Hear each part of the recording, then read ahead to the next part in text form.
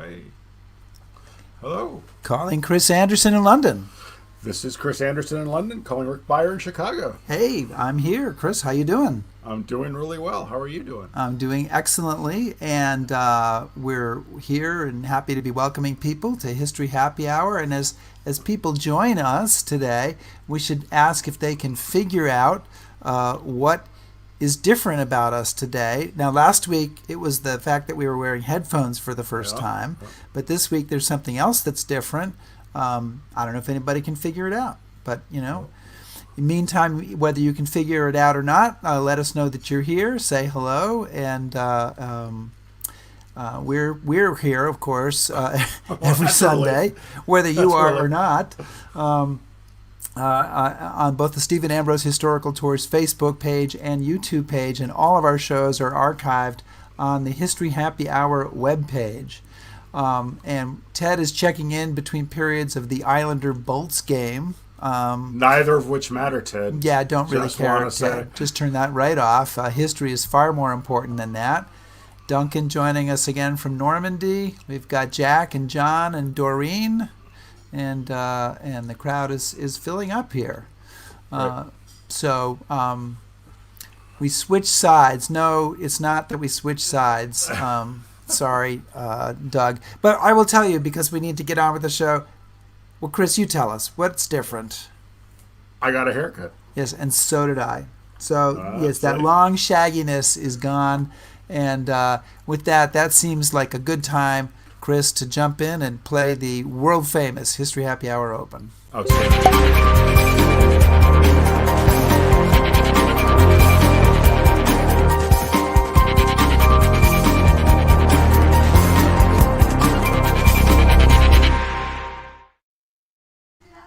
And the bar is open. I don't know where the bell is, but ring. The bar is open. I keep losing the bell. Yeah. There we go. I hear the bell in the distance. That's good enough. Our guest today, let's just jump right in. Our guest today is somebody that both Chris and I really admire. Adam Hochschild is an author, journalist, historian, and a lecturer out at Berkeley in the San Francisco area. He's written, I think, 10 books. Is that correct, Adam? 10 books? That's right. And some of my favorites include King Leopold's Ghost, Bury the Chains, To End All Wars, all bestsellers, all really compelling history books. And we're going to talk to him today about his book, Spain in Our Hearts, which is the story of Americans who took part in the Spanish Civil War from 1936 to 1939. So, Adam, it's a great pleasure to welcome you to History Happy Hour. Well, good to be with you. I always enjoy talking about writing history, which is so much easier than actually writing history. Yes. Yes, it is. I totally agree, especially when you can do it with a cocktail. It's early where you are, so I don't know if you brought one. But, Chris, what did you bring for a cocktail today? Well, since it's the Spanish Civil War, I brought sangria. Yes, Very and appropriate. I have some Spanish cream sherry. All right. So we're game here for this whole thing. Adam, while it was happening, the Spanish Civil War was headline news. There were dramatic developments that crowded out other things from the front pages. It lit a flame in the hearts of thousands of Americans who went to Spain to take up arms. And today, I think most people really don't know very much about it at all. So let's start out. Tell us a little bit about this war and just what compelled you to write about it. Well, here was what the war was. In 1936, mid-1930s, Spain was actually a new democracy. They had overthrown the monarchy only a few years earlier, held really free elections for the first time, and people were encouraged that here was a place where democracy was newly installed and seemed to be thriving. A left liberal coalition won elections in early 1936 because Spain was a country that needed a great deal of reform. It was a land of vast inequities. Huge landowners owned vast tracts. Many people were landless peasants living in dirt-floored huts and so forth. This coalition that won the 1936 elections promised reforms of various kinds, land reform above all. This got the right wing very stirred up. And in the summer of 1936, right-wing army officers led a coup against the democratically elected government. And very rapidly, General Francisco Franco, young general, became the leader of that coup, and his forces began taking over the country bit by bit by bit. Only a small percentage of the land at first. By the end of the year, they had almost half of Spain under their power. What was really scary about this for people all over the world was that Franco was an ally of Hitler and Mussolini, who were already in power. And they began sending Franco arms in large quantities, both because they wanted a sympathetic ally in power in Spain, and for Hitler especially, it was a chance to try out a lot of the weapons for the much larger war that he was planning, and a lot of weaponry that's familiar to us from that war, like the Messerschmitt 109 fighter plane, the Stuka dive bomber, the 88 millimeter artillery piece that were German mainstays of World War II, were used in battle for the first time in Spain. So people around the world, on the left and liberals, small d Democrats, were horrified by this. So that was what happened. What drew me into it was that, to something to write about, was that this is the only time that thousands of Americans, 2,800 to be exact, went off to fight in somebody else's civil war. And those American volunteers were among the some 40,000 volunteers from more than 50 countries who went to fight for the beleaguered democratically elected government of Spain. I first got interested in this because one of my first jobs was as a newspaper reporter in San Francisco.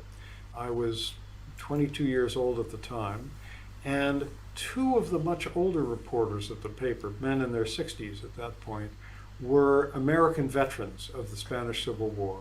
And when things were slow in the city room, I used to ask them about it. And they talked about it very readily. I got fascinated by this. Then I began to read books like Ernest Hemingway's For Whom the Bell Tolls, which Hemingway had written after working as a correspondent in the Spanish Civil War, and George Orwell's Homage to Catalonia, I think one of the great nonfiction books in the 20th century in English. And that made me even more interested in the war. So I thought, well, it's time to put this interest to work and write a book about the Americans who took part in this war.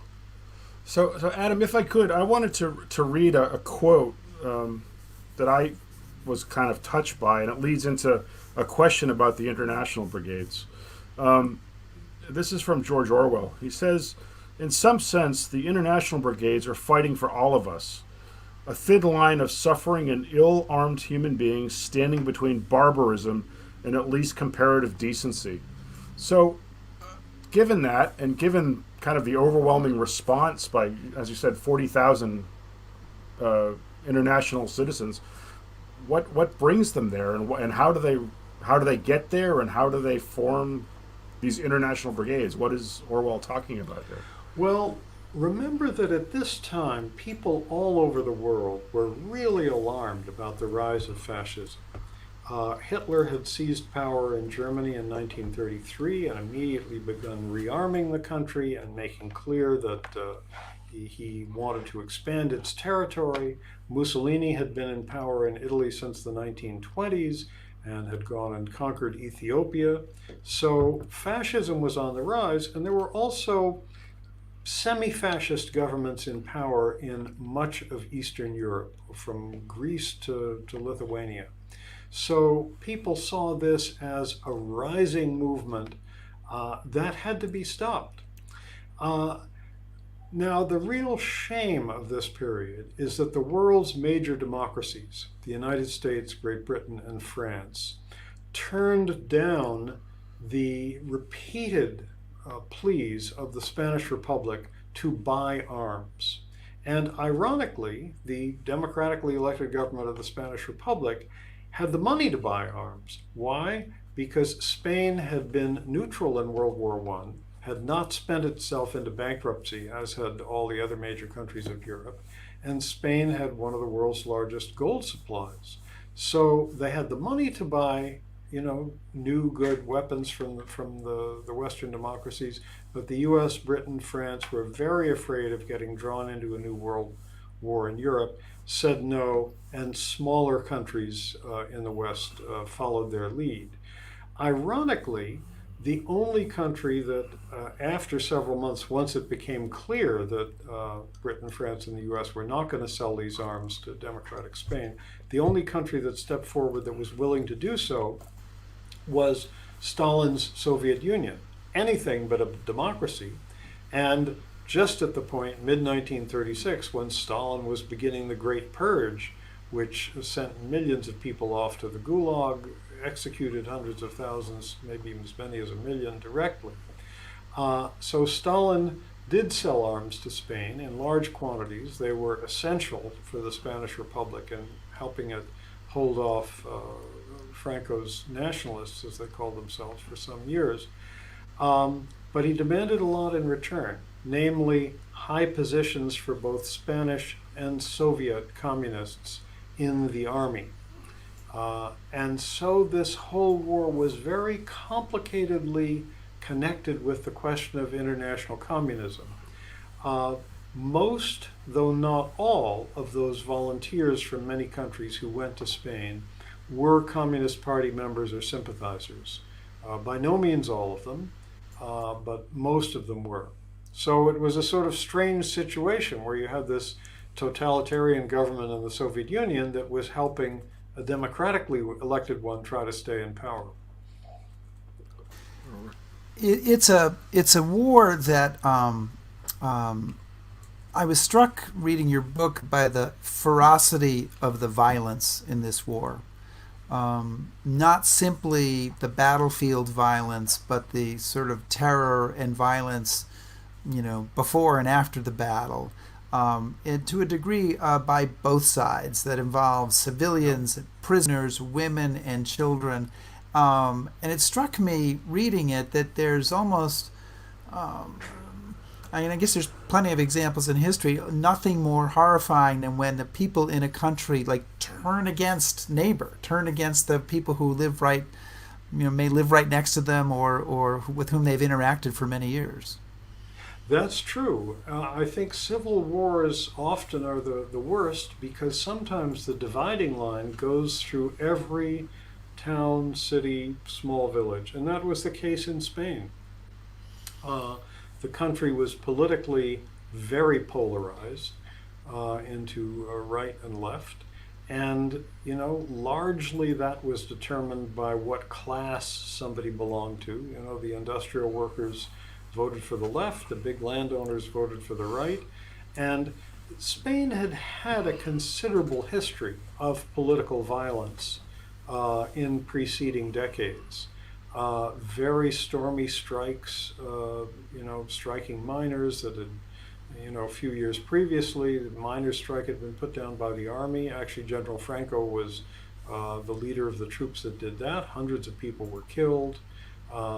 Other forms of civil unrest.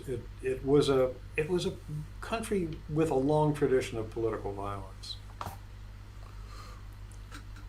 So one of the things that I've been curious about, again, I've always been interested in the International Brigades. My dad was obsessed with Hemingway when I was growing up, so I at least was made somewhat familiar with it. But in looking at the war and what happened after World War II, the International Brigades kind of get written out. I live in London, and there's a big monument to the Eagle squadrons that flew for the RAF during the Battle of Britain, right in front of where the old American embassy was. You can talk about the Flying Tigers, and they fought the Japanese before America got involved in the war in Asia. But if you mention the Lincoln Battalion or the International Brigades, you either get kind of a dumb who you're talking about look, or you get a brush off well, they were just communists and it didn't really matter. And So how is it that they get written out of this story of these people early in the game that are saying something is wrong with the world and we have to fix it? Yeah, you're right, they do. Although there is an International Brigades monument in London. Yes, there is. And there's also one in San Francisco that was just yesterday rededicated after some repairs were made. Right. I think they get written out of history for two reasons. One, in many ways, I think this was the first battle of World War II. I mean, after all, where else were Americans, Britons, Frenchmen in uniform being bombed by Nazi pilots? But this was happening in 1936, 37, 38. But it wasn't officially part of World War II. And then when the World War II did officially, so to speak, begin in 1939, only a few months after the Spanish Civil War ended, the amount of bloodletting that war took, upwards of 50 million people, military and civilian, killed altogether, I believe, that kind of eclipsed the earlier battle. Also, I think people feel uncomfortable about the Spanish Civil War in the West for two reasons. One is that the Western countries did not come to the defense of Spain's democratically elected government, which they should have. The people who did come to its defense were, in large part Communist Party members or sympathizers. And that has been makes it a little hard to deal with. Right. But to me, as a writer, that just makes the whole thing more fascinatingly complex. And when I set about writing this book, for instance, I wanted to find Americans who were communist true believers, those who were not at all, and those who maybe were true believers but got disillusioned in the process of being there. And I have some characters of each type. So tell us about a couple of those people, and maybe you can start with two people who are pretty main characters in your book and who I really wasn't familiar with, Bob and Marion Merriman. Well, Bob Merriman ended up as one of the highest ranking Americans in Spain. He was chief of staff of the 15th International Brigade, which was the brigade that included British, American, and Canadian volunteers, and some from other countries as well. And he and his wife Marion, the photo that you're seeing on the left there, that's them on their wedding day, which was 1932, the day after they graduated from the University of Nevada at Reno when they were both students. After that, they came to Berkeley, and Bob became a graduate student in the Department of Economics here in Berkeley. One of his fellow students and friends was John Kenneth Galbraith. And when I was going through their letters, I almost fell off my chair when I discovered that they lived in Berkeley, about 4 blocks from where I do now, and that in a house that I pass within 30 feet of every day when I walk from my house to the university library where I do a lot of my work, or to the School of Journalism where I teach a class. I'm pleased to say that there's now a plaque in front of their house. Did you have something to do with that? Actually, a student who read my book organized a GoFundMe page to, or Kickstarter, I can't remember which, whatever it is, where you raise money on the internet. Well to done. Get together money to write a plaque, and the plaque is there on the house now. But these folks were interesting for me to write about for a couple of reasons. One is they left a record. Bob Merriman kept a diary the whole of his time in Spain, and that is so useful when you're writing history because you want to find voices from the times. One of the places where you find them is diaries, and he's one of 3 people in the book who might not have been there, at least not been there so prominently, had they not kept diaries. Amazingly, his diary survived the war because just a few months before he was killed in Spain, and a few months before he was killed, he gave the diaries that he'd kept so far to his wife Marion. who was the only woman in uniform from the United States at the International Brigades headquarters. She spoke Spanish, she worked as a clerk there, so they were in Spain together. And she wrote a memoir many years later, plus letters between the two of them survive. So these are, I think of as the three basic building blocks of a historian's trade: memoirs, letters, and diaries. And if you've got them all, then you can build a character because you know something about what these people were thinking and feeling. So if we want to be remembered by history, we should keep a diary, write letters, and get someone to write a memoir about us. Yeah. Absolutely, absolutely. And the diaries are the most important, I think, because then you say what you're really thinking and experiencing. And sometimes it's fascinating to compare what somebody says in their diary and what they wrote years later in a memoir. Another one of the characters I follow, Louis Fisher, who was an American journalist who spent a lot of time in Spain, kept a diary while he was there, and then he wrote a memoir some years later, a few years later. His memoir is very self-important and sort of makes it sound like he knows, the way international journalists always want to sound, that you're getting the latest inside dope on this or that from the ambassador, the prime minister, or whatever. But in his diary, he's complaining about things that these same people won't tell him. So that disparity can be interesting.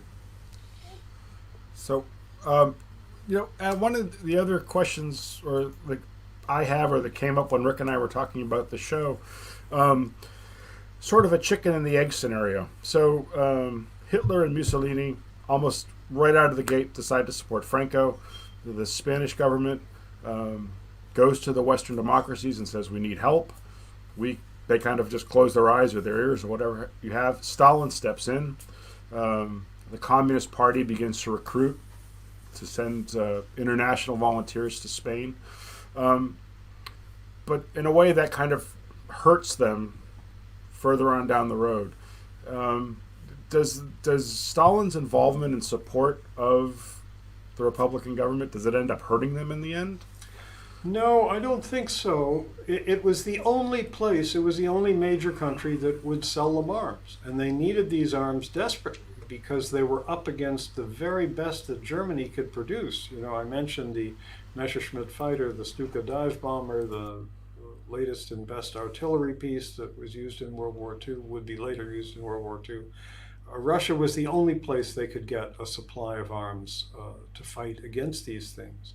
So Stalin's support definitely sustained the Republican government a lot longer than it would have lasted otherwise. It took Franco almost 3 years to win the war at a tremendous cost in human life on both sides. But they wouldn't have lasted more than a few months without Soviet help. Stalin basically, by a year or two before the end of the war, he realized that he couldn't stop selling these arms to Spain because he would look terrible as leader of the world communist movement if he stopped supplying these arms to left-wing government. But it became increasingly difficult to get them there because Mussolini's submarines began sinking Soviet freighters that were taking shipments of arms through the Mediterranean to Spain. And the only other way to get them to Spain was to send the arms to France and have them go through France and come over the border. And the French periodically stopped up that bottleneck and held up these arms shipments for several months at a time. So the last year or so of the war, the Soviet arms had a great deal of trouble getting through, and Stalin withdrew a lot of the military advisors that had been crucial and also in helping keeping the government going up to that point. Did you ever come across, as you were going through these diaries and these letters, any of the International Brigade members kind of questioning this close association with Stalin? I mean, I know a lot of them were true believers. A lot of them probably went there because the Communist Party paid their ticket to get there. But was anybody kind of, did they stop and think, well, Relatively few of them, because those who volunteered to join the International Brigades, they knew this was a communist organized operation. There were, however, people who fought for other left-wing factions in Spain. George Orwell, most notably, was one of several thousand volunteers who fought with a militia that was associated with a kind of independent, semi-anarchist leftist party in northeastern Spain. And they hated the communists. And at one point, and George Orwell writes about this in Homage to Catalonia, there was a sort of little civil war within the civil war that broke out between these two factions. There was a sort of odd alliance between the mainstream parties of the Spanish Republic and the communists, both of whom felt, and I think unfortunately correctly, that if they were going to have a chance of beating this rebel army that was backed by Hitler, they had to have a centralized army reporting to a centralized general staff, and not have the situation that they'd had up to that point in time, where several of these independent left-wing parties, like the one that Orwell was affiliated with, had their own militia groups at the front. And things finally came to blows, and there were a couple hundred people killed in Barcelona in the spring of 1938 in this little civil war within the Civil War, which had a huge effect on Orwell because he was a witness to that street fighting and happily escaped being hurt himself during that time. But he saw the viciousness with which the communists went after their political opponents. And then he saw how differently this was reported in the press than it was from how he'd actually experienced it. Yeah. Rick, before I ask another question, do you... Sorry, I muted there for a moment. I'm going to bring in a question from one of our viewers. Doreen says, how many American citizens lost their lives fighting in the Spanish Civil War? And what did the U.S. government think about U.S. citizens going to fight in another country's war? And I'll add something to that, Adam, which is, what did they think at the time and what did they think later of these people who fought in that war? There were, of those 2,800 Americans, about 750 lost their lives, did not come home, and are buried in Spain. In some cases we know where the graves are, in some cases we don't know. The U.S. government was officially very much opposed to their going to Spain, because they didn't want Americans mixed up in somebody else's civil war. And the U.S. government made every possible effort to stop them from going, but people went anyway because they were determined to volunteer. And they saw this fight against fascism as crucially important, which it certainly was. Franklin Roosevelt, who was president then, had very mixed feelings. On the one hand, he increasingly, especially over the course of the war, became more and more aware of the danger of aggressive fascism. But in running for re-election in 1936, after his first term, the war had just broken out a couple months before he ran for re-election the first time, and it is widely believed, although there's no evidence of this on paper because it wouldn't have suited anybody to put it on paper, it's widely believed that Roosevelt promised the hierarchy of the American Catholic Church that the U.S. would stay neutral in Spain. The Catholic Church was heavily supporting General Franco because the Spanish Republic was deeply anti-clerical. So Roosevelt was bound by that, had very mixed feelings. Towards the end, toyed with a plan to get U.S. arms to Spain via Latin America, which would conceal their origin, but it was too late when he began to even think about that. He was very well aware of what was going on there, because he read the newspapers. There was, quite good, extensive American press coverage of the war. It received an enormous amount of attention. And Martha Gellhorn, the journalist, who was then in Spain as Ernest Hemingway's girlfriend, later became his wife, his third wife, was very close to Eleanor Roosevelt. Martha Gellhorn had worked for Eleanor, had actually lived in the White House for a time, and she was writing Eleanor a stream of letters about what was going on in Spain. You have to intervene here, you have to send help. And Eleanor is very diplomatic in her replies, but at one point finally let her guard drop and mentioned something about being ashamed that the U.S. had not done more. After the men returned from Spain, they found initially a lot of hostility in the U.S. J. Edgar Hoover was then the head of the FBI and saw crushing the communists and crushing Americans he thought were communist sympathizers as being his main work, and went after these folks ruthlessly for decades, exactly sending agents to do reports like this.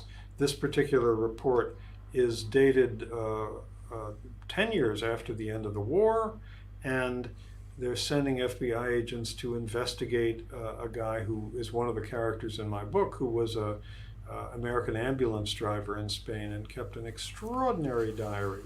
And 10, 20 years after the war, they were still sending FBI agents to interview the employers of Spanish Civil War veterans. Ironically, over that course of time, a great many of those surviving veterans, in fact, the vast majority of them, lost their sympathy for the communist movement, just the way, the vast majority of Communist Party members, people who were party members in the 30s anywhere in the Western world eventually did, as the truth of what Stalin had done actually came out. So there were very few who stayed true believers to the very end in that sense. My turn? Yeah. Oh, okay. Yeah, your turn.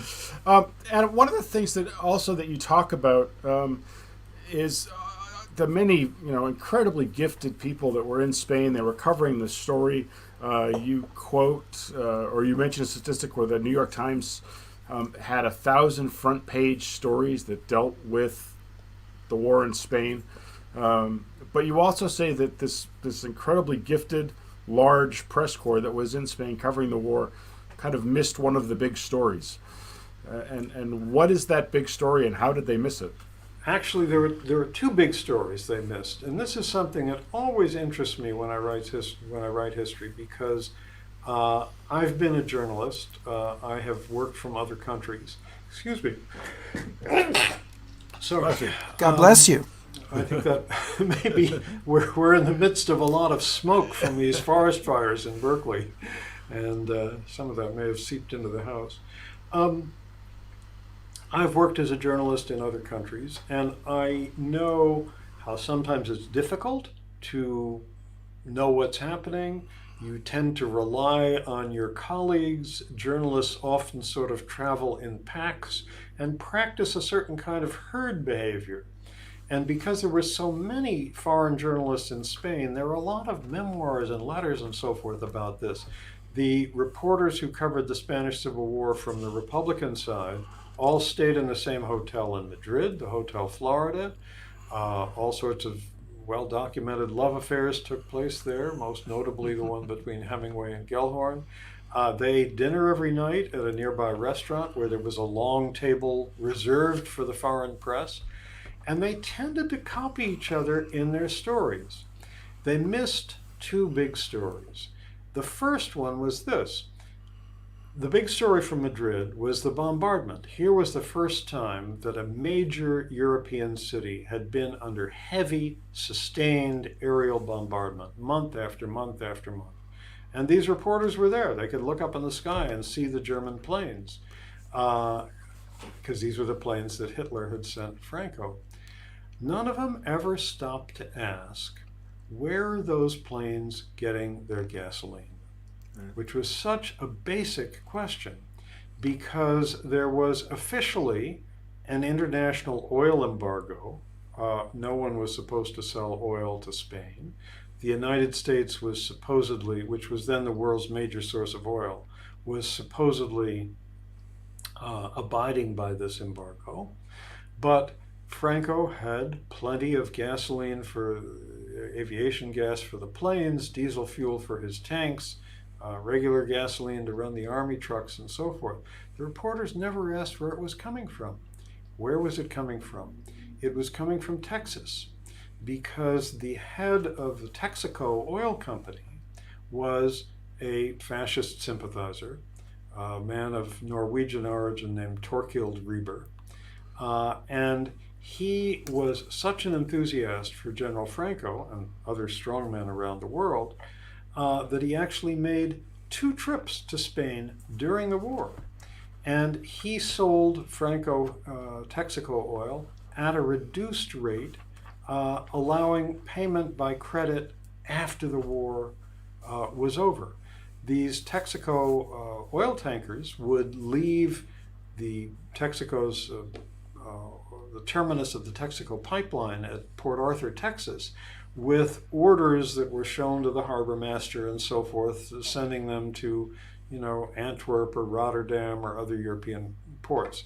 Once they were at sea, the captains would open sealed orders redirecting them to ports in nationalist Spain. And this was something that the reporters writing at the time never looked into. There was absolutely no reporting of this. But without that oil, Franco couldn't have fought the war. It only gradually emerged much later. And actually, I got a lot of help on this score for research from a Spanish guy who was an anti-fascist. He'd been a left-wing student during the last years of the Franco regime. Then he'd spent his life as a petroleum engineer and had always been interested in this question of where did the Franco's fascists get their oil. He got into the records of the Spanish National Oil Company, found correspondence, published a couple of articles of this, very generously shared his research with me. So I saw, Texaco officials writing each other in English about how are we going to get the oil to Franco. That was one story the correspondents missed.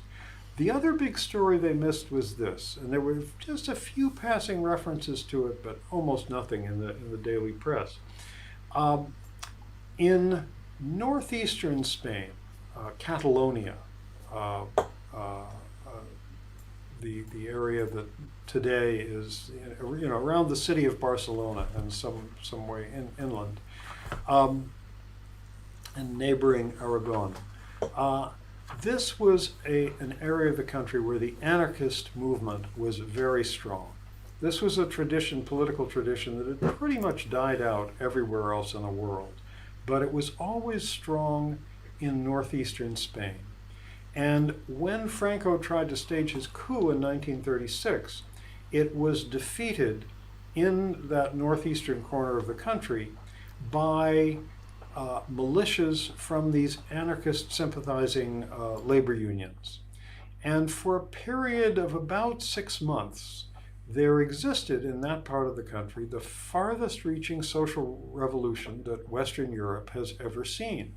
Peasants took over these huge estates where they had worked as landless laborers. Workers took over the factories and in many cases converted them to making desperately needed weapons for the front.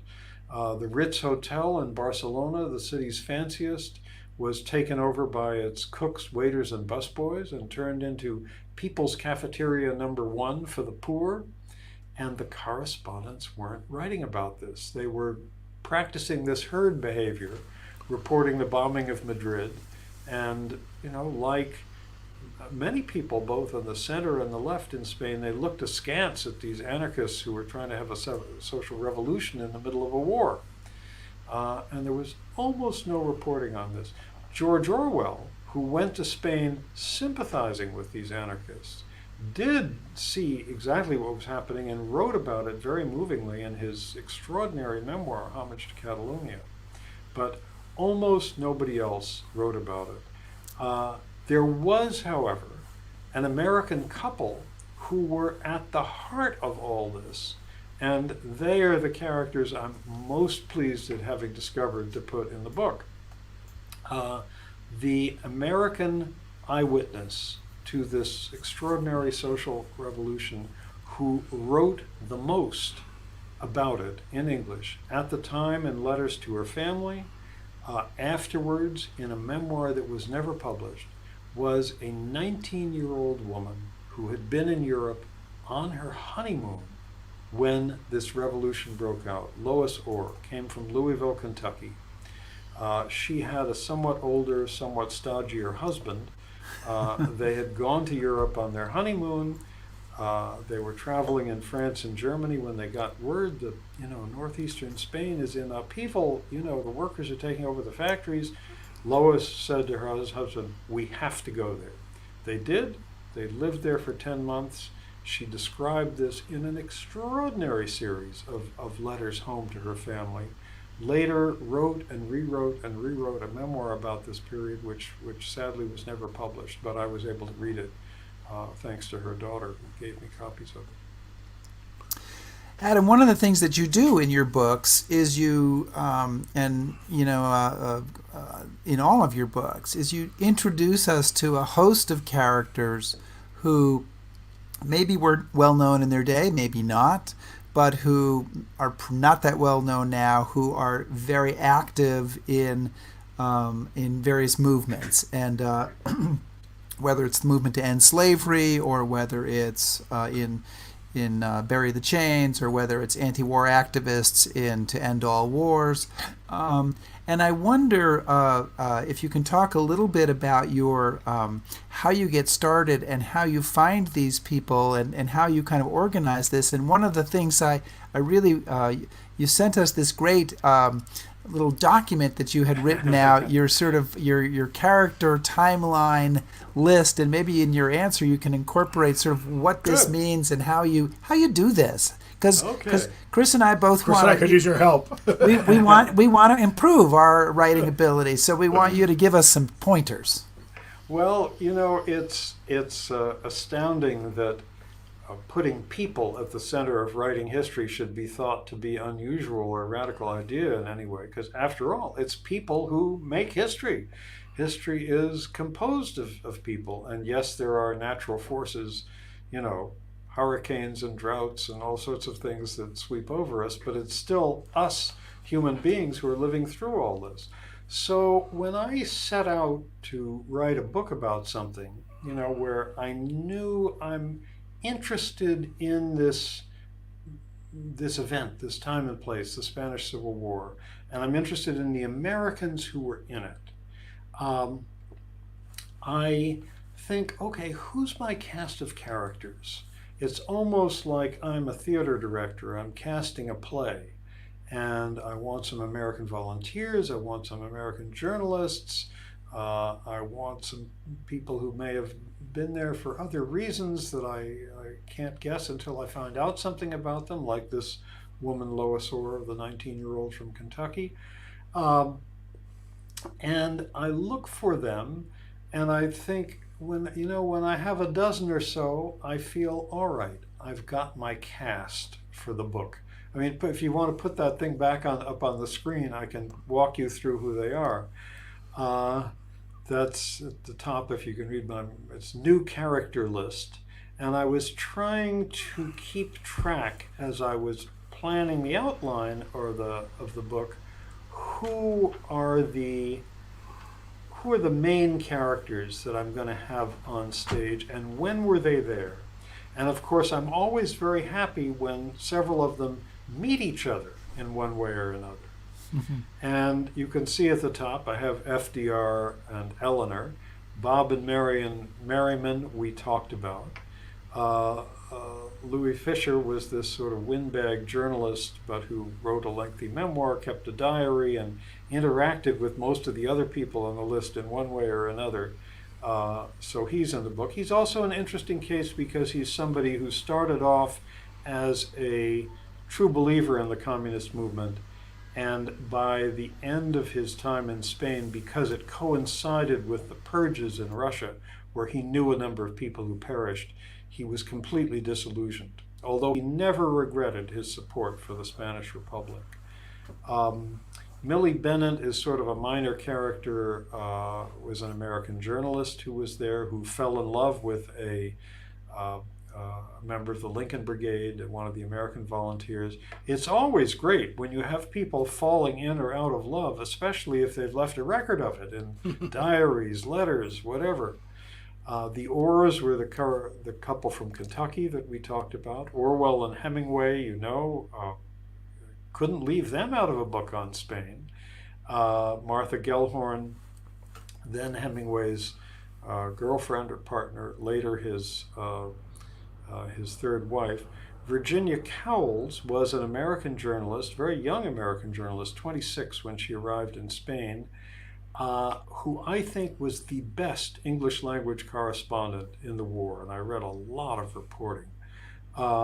She was very enterprising, she was skeptical of things that people told her, and she was the only journalist writing in English who reported from both sides, managed to get into Franco's Spain as well, and wrote remarkable stuff about it, then came back to the Republican side.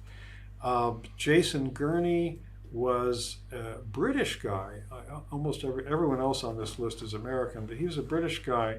But I let him into the book because he wrote a memoir that was a good one, and he fought in the American battalion.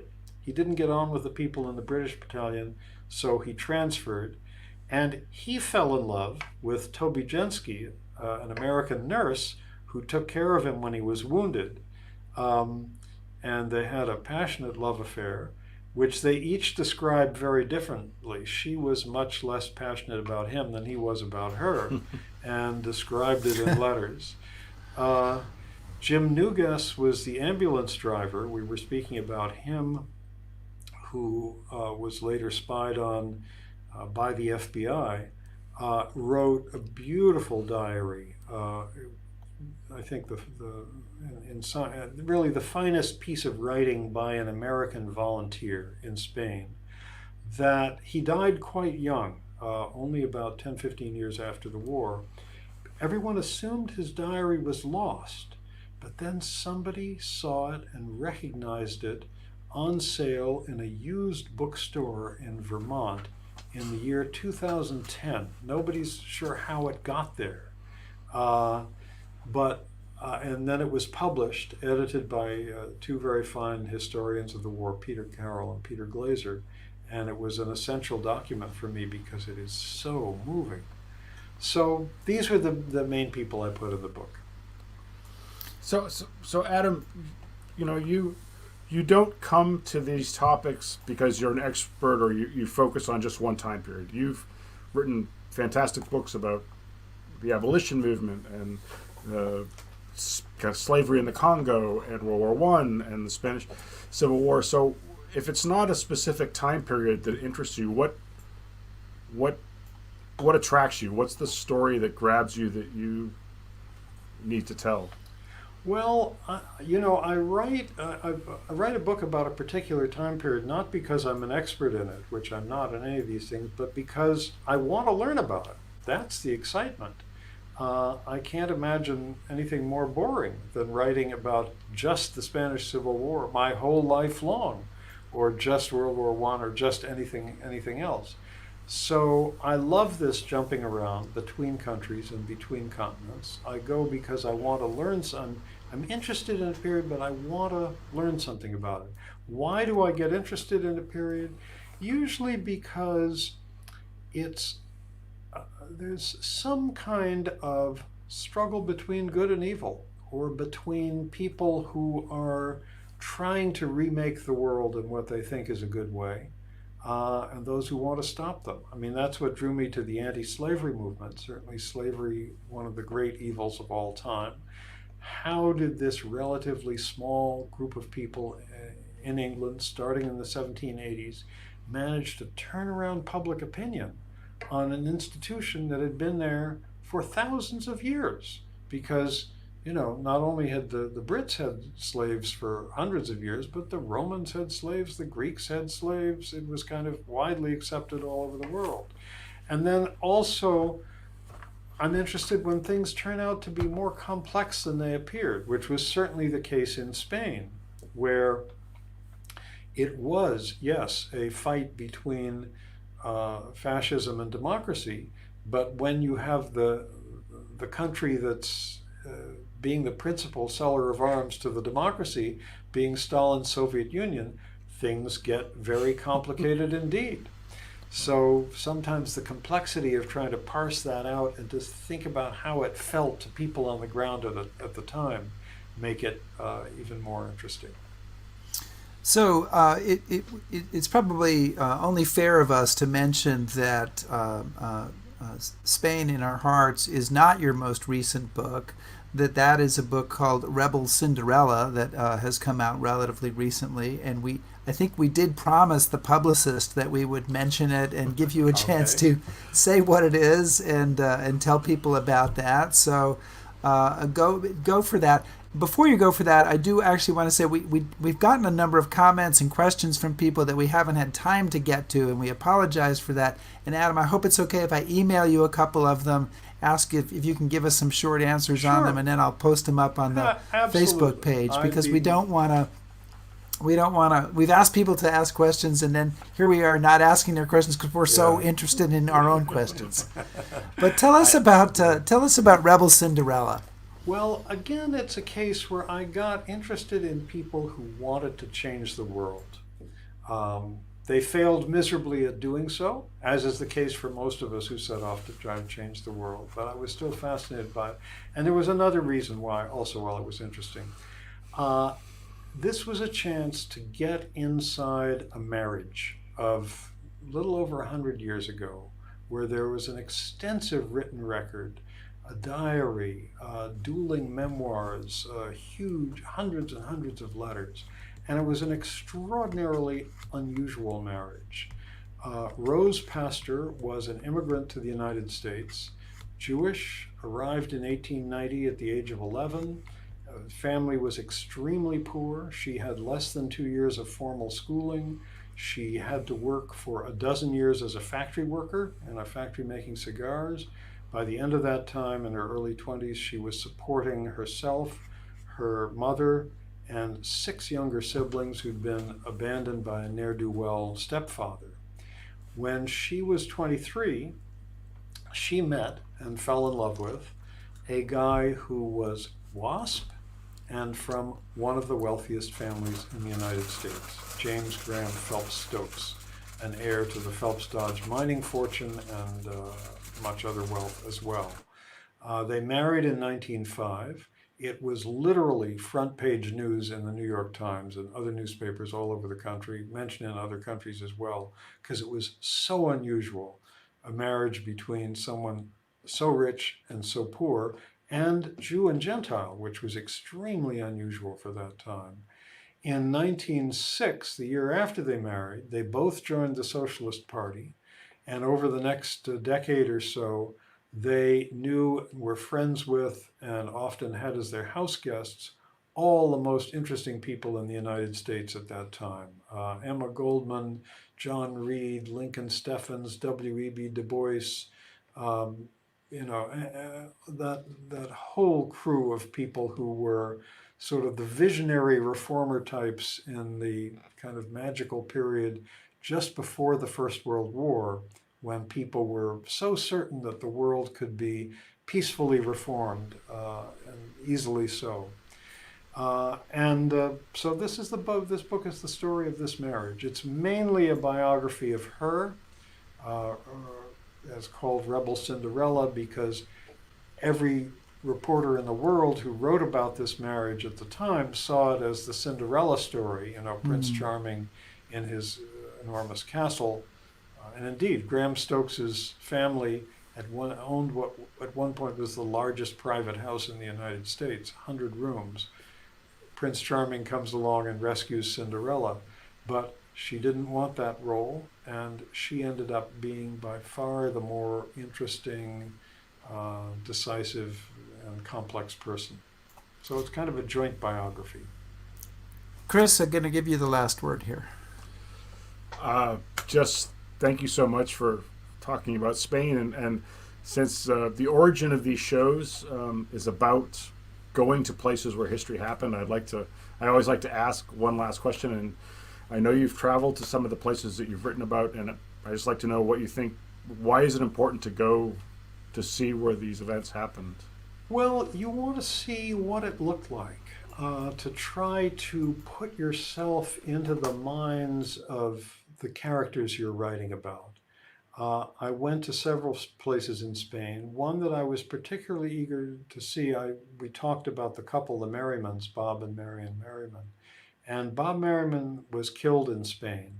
We know the day on which he was last seen alive. We don't know precisely how he was killed, but he was almost certainly captured by Franco's troops and executed that night or the next morning. But we know where he was last seen alive, which was when he was leading a group of American and other foreign volunteers and some Spanish soldiers who were trying to escape being encircled by Franco's troops. And he was last seen alive on a hilltop in northeastern Spain. This is the scene from that hilltop. And if you imagine yourself here, April 1938, he's on this hilltop. He knows that if he can get him and his men across this valley in front of them and over that next range of hills, there's a river, and once they swim that river, they'll be safe because the Spanish Republic holds the land on the other side. But there were troops behind them. There were Franco's troops coming down the valley from one side, Mussolini's Italians coming down from the other side. So they faced the decision: were they going to try to slip across the valley in the daytime, wait for nightfall when it might be easier to do it? We don't know exactly what they decided, but that hill was where he was last seen alive, so I wanted to go there.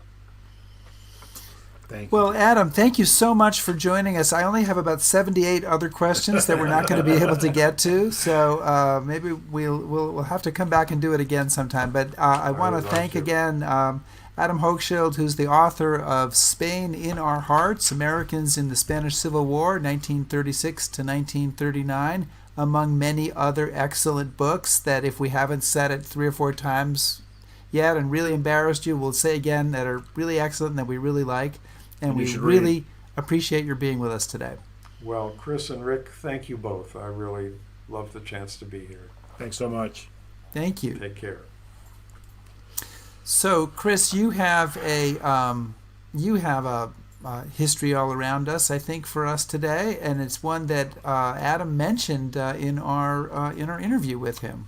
I did. For those of you who've kind of followed me on Facebook and checked these things out, you'll know that I went to Cable Street earlier this year, and that was a place where the local citizens stopped the fascists from marching down their street. And many of the people that took part in the Cable Street resistance later on went to Spain. They fought with the British battalions in the Spanish Civil War, and this is the monument to the International Brigades in London. And it was very important for me to go and see it because I've always been a huge admirer of these men who went to fight a fight that wasn't theirs because they saw something that was wrong and had to be stopped. And so, just really briefly, this monument was dedicated in London in 1985. It later went to Jubilee Park, which is right across from the Houses of Parliament, in 2012. Adam mentioned that there were about 40,000 people who served in the International Brigades. And just to give you an idea of their commitment and their sacrifice, 15,000 of them become casualties fighting in Spain. And they've been kind of overlooked in the general discussion about fighting fascism and fighting the Nazis and being aware of what was coming. So I'd just like to read something from Margaret Gellhorn, who was a reporter in Spain and who later became Hemingway's third wife. She said of the men of the International Brigade, "They deserve our thanks and respect, and they got neither." So I would just encourage people to maybe read a little bit more about them and find out about what they did. Well, absolutely, I agree. It's an amazing topic, and I'm delighted that we were able to spend some time on it today. And next week, I would be remiss if I didn't mention that we will be speaking with Susan Eisenhower about her book, How Ike Led, the Ike in question being her grandfather and obviously the leader of the American Army in Europe during World War II. So, and if folks have traveled with me, they know that on the 8th day, God created Eisenhower. So yes, I'm looking forward to this. Chris is a big Eisenhower fan. So thank you very much for joining us, and see you next week. Thanks, guys. Stay safe.